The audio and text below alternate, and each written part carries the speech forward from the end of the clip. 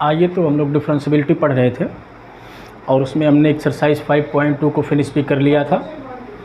अब उसी क्रम में बढ़ते हुए हम लोग एक्सरसाइज 5.3 की तरफ बढ़ेंगे। और चूँकि हम लोगों ने स्टैंडर्ड फार्मूले जितने भी हैं उनको डिराइव कर लिया है, तो फार्मूले और डिराइव करने की ज़रूरत है नहीं। बस अब क्वेश्चन के टाइप बदलते जाएंगे और उनको हमें लगाना सीखना है।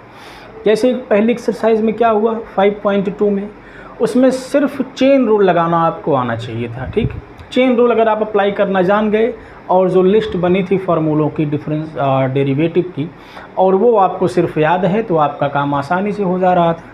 बस उसमें चेन रूल में समस्या हो सकती है क्योंकि कई बार चेन रूल लगाना पड़ता है, कॉम्प्लेक्स फंक्शन थोड़ा दिया होता है, लेकिन ऐसी कोई उसमें ख़ास बात नहीं है कि अगर आप थोड़ा सा प्रयास करें और ना आए, ठीक है, तो उसको ज़्यादा से ज़्यादा क्वेश्चन लगाने का प्रयास करें, तो जिससे जो चेन रूल लगाने का प्रोसीजर है वो आपको अच्छे से जो 3-3, 4-4 लाइन में लगाना पड़ता है वो आपको विद इन अ लाइन दिखना शुरू हो जाएगा, और that will completely depend upon your practice. ठीक है, तो आइए एक्सरसाइज 5.3 की तरफ बढ़ते हैं और देखते हैं कि उसमें किस टाइप के क्वेश्चंस हैं।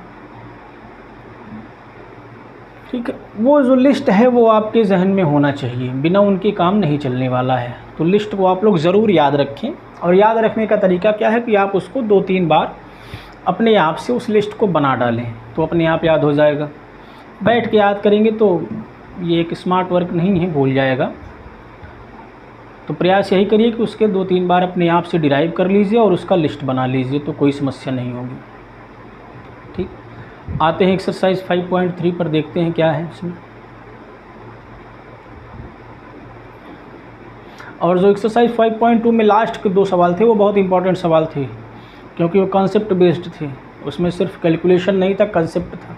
तो उसको आप लोग ज़रूर ध्यान से करिएगा, और उस टाइप के और भी क्वेश्चंस अगर कहीं मिलते हैं तो उनको भी आप लोग प्रयास करिएगा, और समस्या होती हो तो पूछिएगा, निवारण किया जाएगा उसका। 5.2 एंड 5.3 ठीक, इसमें इन्वर्स ट्रिग्नोमेट्रीज आ गई हैं, कोई दिक्कत नहीं।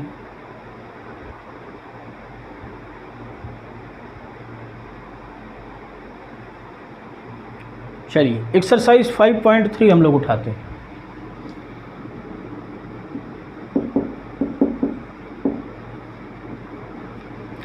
देखिए, जब हम लोग फार्मूला डिराइव कर रहे थे तो वहाँ पर हमने एक फार्मूले में 2 फार्मूले में स्टार लगवाया था कि उसको अभी हमें देखना है कि वो dy/dx वाला जो फैक्टर है वो कहाँ से आता है। थोड़ा सा उसको अब समझ लेते हैं, क्योंकि आप लोग चेन रूल अप्लाई करना जान गए हैं, तो अब उसको आप जान सकते हैं कि वो कहाँ से आ जाता है। जैसे मान लीजिए आपको जो फंक्शन है fx, ठीक, एक फंक्शन दे दिया है, मान लीजिए आपको दे दिया 2y², या सिर्फ y² दे दिया।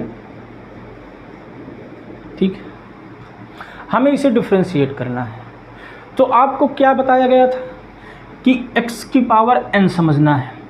अब x की पावर n का डिफ्रेंशिएशन nx की पावर n-1, तो y² का डिफ्रेंशिएशन अगर y को हम x माने तो 2y हो जाएगा।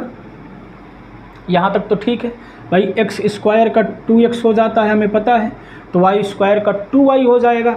लेकिन हम जिसको x मानते हैं उसके डेरिवेटिव से मल्टीप्लाई करना होता है, चेन रूल ये कहता है। तो यहाँ पर x हमने किसको माना है, y को, और y का डेरिवेटिव क्या होता है, dy/dx ऑफ y। ठीक, तो ये y यहाँ से आता है, जो फैक्टर वहाँ पर dy/dx आ रहा था वो यहाँ से आता है। फॉर्मूले में क्या आया था, e की पावर y, इसे हमें डिफ्रेंशिएट करना था।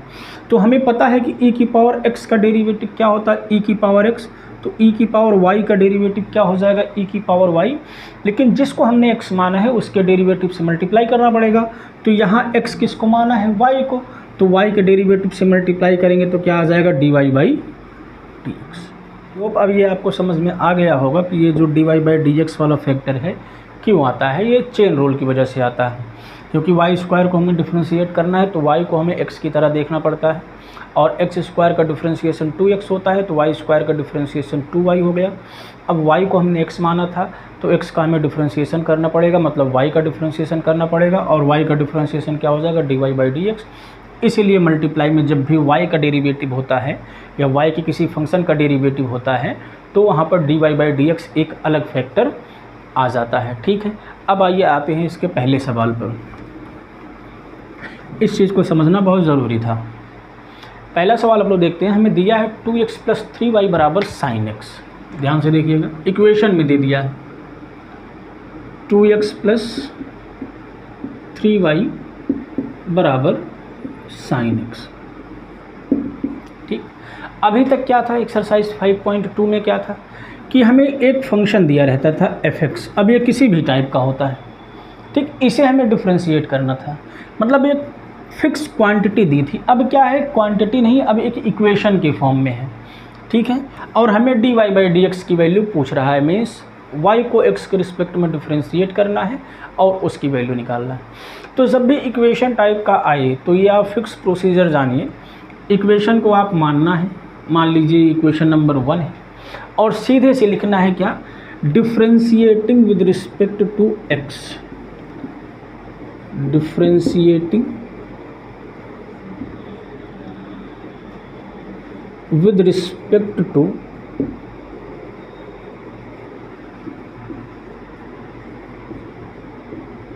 x। ठीक है, x के रिस्पेक्ट में डिफ्रेंशिएट करने पर, अब एक बार ये पूरी लाइन लिख दी है, बाद में हम लोग सिर्फ इसे DWRT x लिखेंगे। इसका मतलब क्या होगा कि differentiating with respect to x, इतना बड़ा लाइन नहीं लिखा जाएगा। तो आपको इक्वेशन 1 मान लेना है और दोनों साइड को x के रिस्पेक्ट में डिफ्रेंशिएट कर देना है। अब यहाँ पर देखिए, जो पहला फैक्टर है 2x है, हमने बताया था डेरिवेटिव एक लीनियर फैक्टर होता है। मीन्स अगर हम दोनों साइड dy/dx लगाएं, x के रिस्पेक्ट में डिफ्रेंशिएट करना है तो dx आएगा नीचे, y के रिस्पेक्ट में करते हो तो dy आता है, या किसी और फंक्शन के रिस्पेक्ट में करते तो d के साथ वो आ जाता। तो हमें x के रिस्पेक्ट में करना है, क्योंकि हमें वैल्यू क्या पूछ रहा है, हमसे वैल्यू पूछ रहा है dy/dx।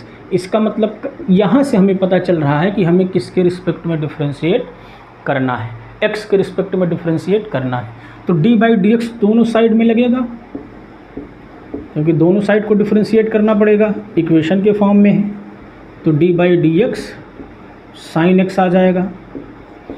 यहाँ तक बात क्लियर होगी। अब हमने कहा था कि जो डेरिवेटिव होता है वो एक लीनियर ऑपरेटर की तरह होता है। अगर दो फंक्शन का सम या डिफरेंस है तो वो अलग अलग फंक्शन पर अप्लाई हो जाता है। तो यहाँ से 2x का अलग हो जाएगा। अब पहले इसे हम लोग डिटेल में थोड़ा कर रहे हैं, अलग अलग लिख रहे हैं, बाद में ये चीज़ें अंडरस्टूड हो जाएंगी कि ऐसा हमें बार बार लिखना नहीं है, डायरेक्ट हम लोग रिजल्ट लिखेंगे। ठीक, अब यहाँ पर देखिए एक ही फंक्शन है और sin x का डिफ्रेंशिएशन करना है, तो हमें पता है sin x का डिफ्रेंशिएशन क्या होता है, cos x होता है। ठीक है, वो जो लिस्ट है वो हर जगह पर आपको काम आने वाली है, तो उसको आप स्किप नहीं कर सकते। अब देखिए 2x है, x के साथ 2 है, मतलब वो कांस्टेंट है, मल्टीप्लाई में है, और जब भी कांस्टेंट मल्टीप्लाई में होता है तो वो डेरिवेटिव के बाहर चला जाता है। तो 2x से जो 2 है वो बाहर चला जाएगा और डेरिवेटिव सिर्फ किसका होगा, x का होगा। ठीक, यही काम यहाँ भी होगा, 3 बाहर हो जाएगा और डेरिवेटिव सिर्फ किसका होगा, y का होगा, और ये cos x रहेगा। क्लियर है। अब x का डेरिवेटिव हमें पता है dx/dx 1 हो जाएगा, तो 2 आ जाएगा और ये dy/dx ऐसे बना रहेगा, क्योंकि हमें y नहीं पता है ना कि y क्या है, तो dy/dx लिख के छोड़ देंगे। अगर y की जगह पर कुछ पर्टिकुलर दिया होता तो उसका हम लोग डेरिवेटिव करते हैं। अब बस यहाँ से आप dy/dx निकाल लीजिए। dy/dx यहाँ से क्या आ जाएगा, पहले 2 को इधर लाना पड़ेगा, तो cos x - 2 होगा और 3 से डिवाइड कर देंगे, तो dy/dx की वैल्यू क्या आ गई, cos x - 2/3। यही dy/dx आपसे पूछ रहा था। अब ऐसे ही आपको हर एक सवाल में करना है। इक्वेशन दिया है, dy/dx निकालना है, मतलब पूरे इक्वेशन को x के रिस्पेक्ट में हमें डिफ्रेंशिएट कर देना है और dy/dx को एक साइड कर लेना है, बाकी फंक्शंस को दूसरे साइड कर लेना है और आसानी से वैल्यू आ जाएगी। क्लियर है। चलिए दूसरा लगाते हैं। अब जैसे देखिए, इतना हमें लिखने की ज़रूरत नहीं थी, ये और शॉर्ट हो जाता, लेकिन पहली बार था इसीलिए हमने पूरा डिटेल में लिखा। अब जब भी हमें करना होगा डायरेक्ट हम इसको देखेंगे, 2x से 2 बाहर है, x का 1, तो इसको डिफ्रेंशिएट करेंगे तो 2 आ जाएगा। ठीक, यहाँ से सीधा यहाँ आएंगे, ये लाइन्स अब स्किप करेंगे। 3y का करना है, 3 बाहर हो जाएगा, y का डेरिवेटिव dy/dx, यहाँ से सीधा यहाँ, और साइन का cos।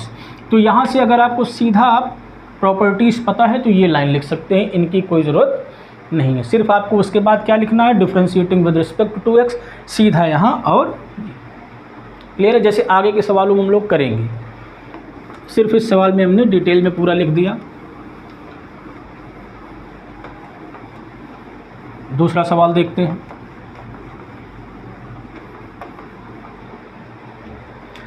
To x plus 3y बराबर साइन वाई आपको दे रखा है।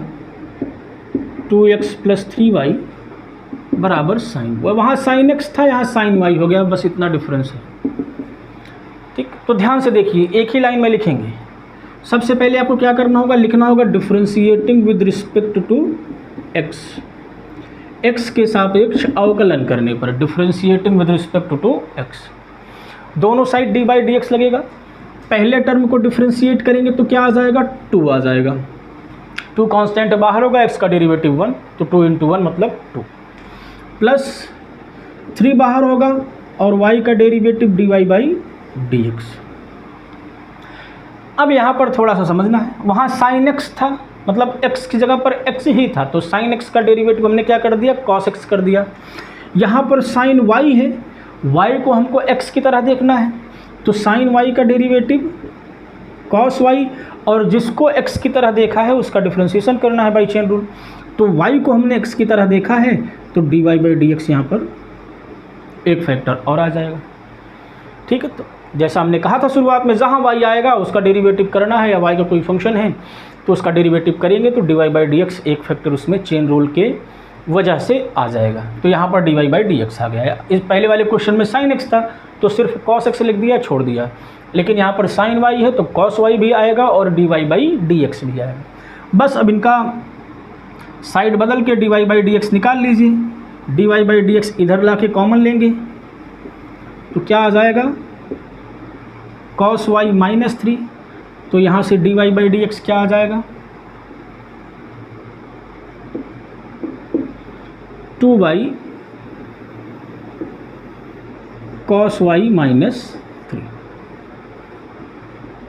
ठीक है, तो बस देखिए x की जगह पर y करने से कितना चेंज हो गया, वहाँ पर dy बाई डी एक्स क्या आ रहा था, यहाँ पर क्या आ गया। तो कोई भी हर एक फैक्टर क्वेश्चन का इंपॉर्टेंट है, बहुत ध्यान से आपको करना है। चलिए तीसरे सवाल पर आते हैं।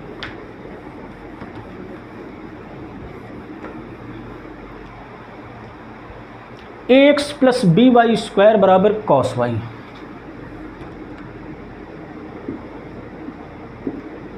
ax plus B Y square बराबर cos y,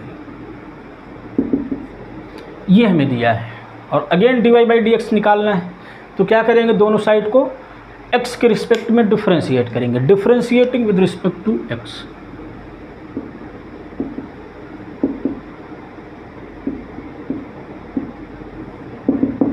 ध्यान से देखिए, एक लाइन में करेंगे। ax, a is a constant, बाहर हो जाएगा x का डेरिवेटिव 1, तो इस टर्म का डेरिवेटिव क्या हो जाएगा, सिर्फ a आ जाएगा, क्योंकि a बाहर होगा, x का 1 हो जाएगा, तो a × 1 a आ जाएगा। प्लस देखिए यहाँ से b बाहर हो जाएगा, y स्क्वायर को कैसे देखेंगे, x स्क्वायर का डेरिवेटिव 2x, तो y स्क्वायर का डेरिवेटिव 2y। अब y को x की तरह देखा है, फंक्शन y का है, तो एक फैक्टर और आएगा, क्या आएगा, dy बाई डी एक्स। ठीक, बराबर cos y है, x की तरह देखना है, cos x का डेरिवेटिव माइनस साइन x, तो माइनस साइन y, और y आ गया तो क्या आ जाएगा, dy by D x. Differentiation हो गया। अब dy बाई डी एक्स को एक साइड लेके कॉमन ले लीजिए, a इक्वल्स टू क्या हो जाएगा, dy by D x common लेने पे यहाँ पर माइनस साइन y बचेगा, और ये भी आएगा तो माइनस में हो जाएगा 2by बचेगा। ठीक है, तो यहाँ से dy बाई डी एक्स की वैल्यू क्या आ जाएगी, यहाँ से dy बाई डी एक्स हमें मिल जाएगा, चलिए माइनस कॉमन ले लेते हैं, minus a upon 2by plus sign y। Clear. अब इस टाइप का क्वेश्चन आप हर प्रकार का लगा सकते हैं, तो इसमें आप 4 5 6 6 तक तो सेम ही है। चलिए एक 6 वाला बता देते हैं, तो 4th और 5th उसी टाइप का है, तो हो जाएगा। डायरेक्ट 6 पर आते हैं। ऐसे ही आपको इक्वेशन दिया है, डिफ्रेंशिएट करना है। बस dy बाई डी एक्स वाले टर्म को एक साथ करना है, कॉमन लेके उसको एक साइड करना है, बाकी सबको दूसरे साइड भेज देना है। तो 4th और 5th आप कर सकते हैं। चलिए 6th वाला देख लेते हैं क्या है इसमें। इसमें मैं दिया है X cube plus X square Y plus X Y square plus Y cube equals to 81। ठीक, ये इक्वेशन दिया है और आपको क्या निकालना है, dy बाई डी एक्स निकालना है। क्लियर? चलिए क्या करेंगे, पहला step differentiating with respect to x। पहली लाइन तो यही करना है।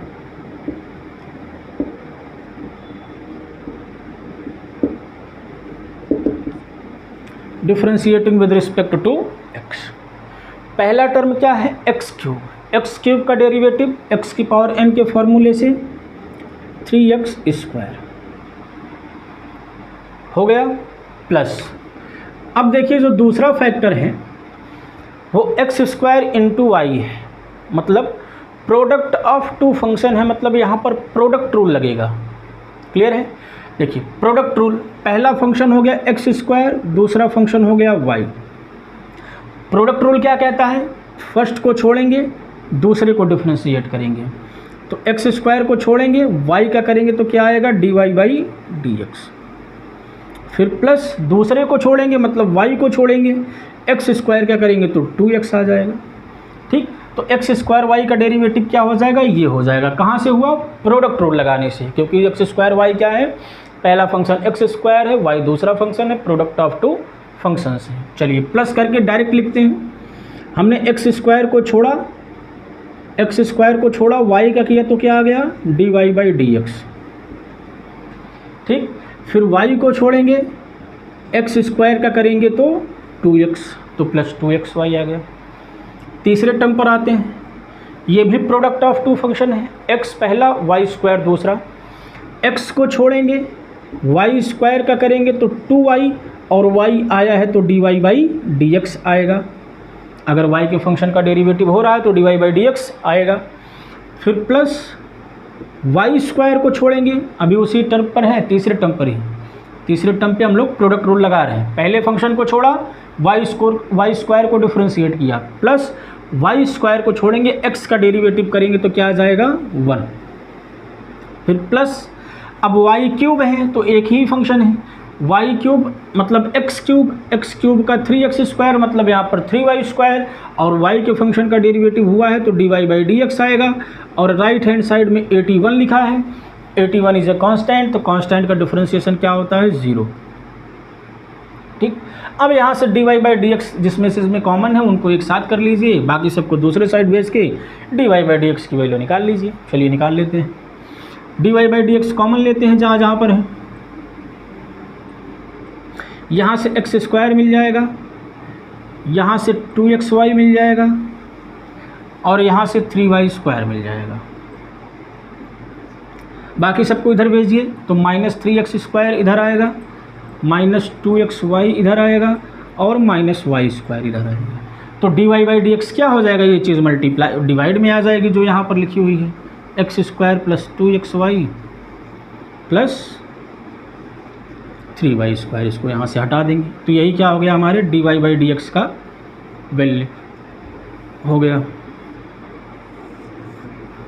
तो ऐसे कितना भी बड़ा बना दें, बस दिखने में बड़ा है, उसमें कुछ है नहीं, आपको हर एक टर्म को बारी बारी से डिफरेंशिएट करना है, dy बाई डी एक्स जहाँ जहाँ कॉमन है उसको लेके हटा लेना है, बस इतना सा करना है।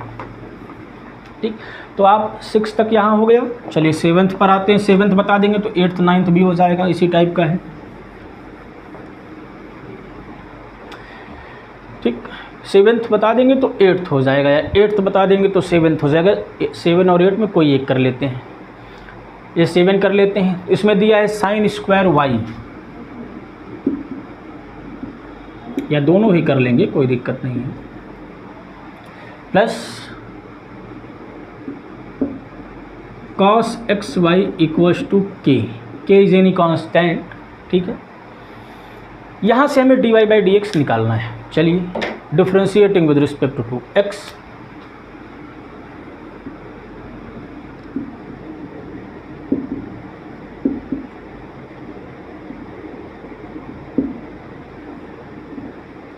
करना है।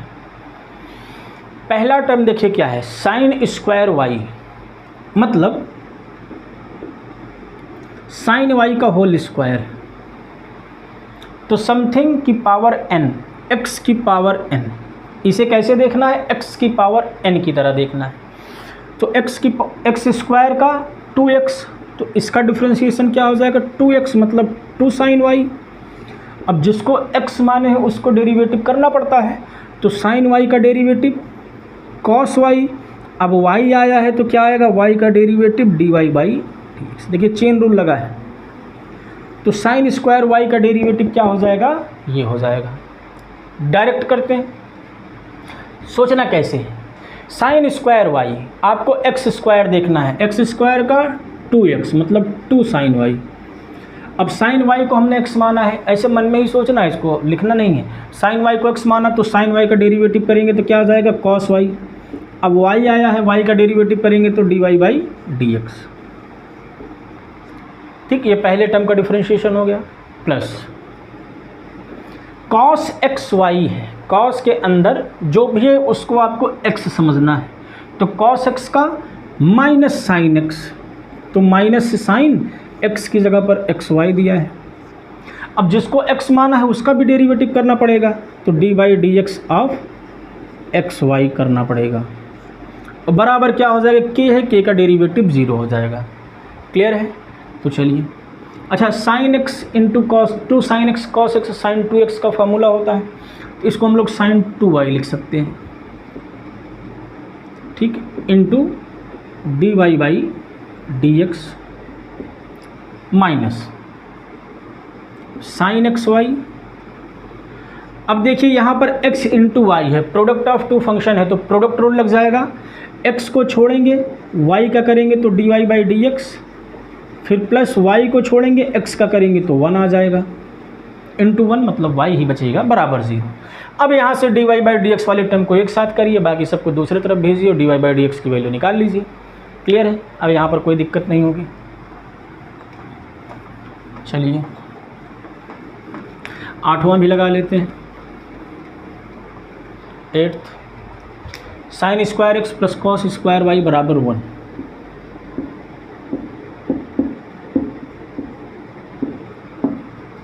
बराबर,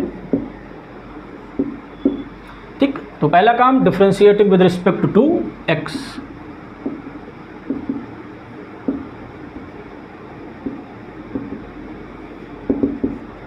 ये तो साइन स्क्वायर एक्स मतलब x square, sine x square से एक्स देखना है, एक्स स्क्वायर स्क्वायर है तो 2x हो जाएगा, मतलब 2 साइन एक्स आ जाएगा। अब साइन एक्स को हमने x माना, इसका करेंगे तो कॉस एक्स आ जाएगा। अब यहाँ पर y है नहीं तो d y by D x नहीं आएगा, डेरिवेटिव हो गया। प्लस कॉस स्क्वायर वाई तो 2 कॉस वाई, फिर कॉस वाई का करेंगे तो माइनस साइन वाई, फिर y का करेंगे तो d y by D x. अब चेन रूल लग रहा है, अब इस चीज़ को हम लोग डायरेक्ट करेंगे, बार बार डिटेल में बात नहीं हो पाएगी। बराबर 0, क्योंकि बहुत सारे क्वेश्चंस हैं, 1 है 1 कांस्टेंट है 0। अब बस क्या रह गया, अब यहाँ से d y by D x को एक साइड करिए, वैल्यू निकाल लीजिए। बस डेरिवेटिव करना ही तो इम्पोर्टेंट था, बाकी तो काम क्लियर है, ठीक।